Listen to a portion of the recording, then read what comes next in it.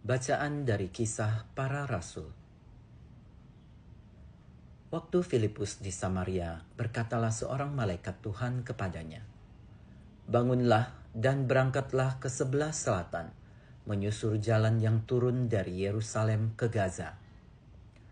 Jalan itu jalan yang sunyi."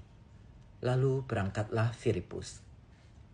Adalah seorang Etiopia, seorang Sida-Sida, pembesar dan kepala perbendaharaan Sri Kandake, Ratu Negeri Etiopia, yang pergi ke Yerusalem untuk beribadah.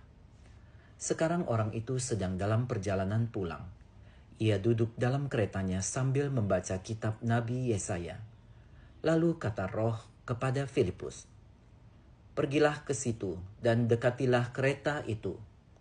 Filipus segera mendekat dan mendengar Sida-Sida itu sedang membaca kitab Nabi Yesaya. Kata Filipus, "Mengertikah Tuan apa yang Tuan baca itu?" Jawabnya, "Bagaimanakah aku dapat mengerti kalau tidak ada yang membimbing aku?" Lalu ia meminta Filipus naik dan duduk di sampingnya. Nas yang dibacanya itu berbunyi seperti berikut. Seperti seekor domba ia dibawa ke pembantaian, dan seperti anak domba yang keluh di depan orang yang menggunting bulunya, demikianlah ia tidak membuka mulutnya. Dalam kehinaannya berlangsunglah hukumannya. Siapakah yang akan menceritakan asal-usulnya? Sebab nyawanya diambil dari bumi.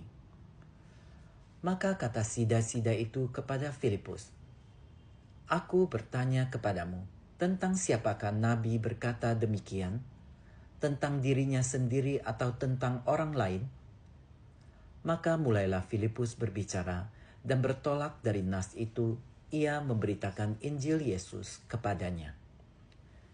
Mereka melanjutkan perjalanan dan tiba di suatu tempat yang ada air. Lalu kata Sida-Sida itu, "Lihat, di situ ada air. Apakah halangannya jika aku dibaptis?"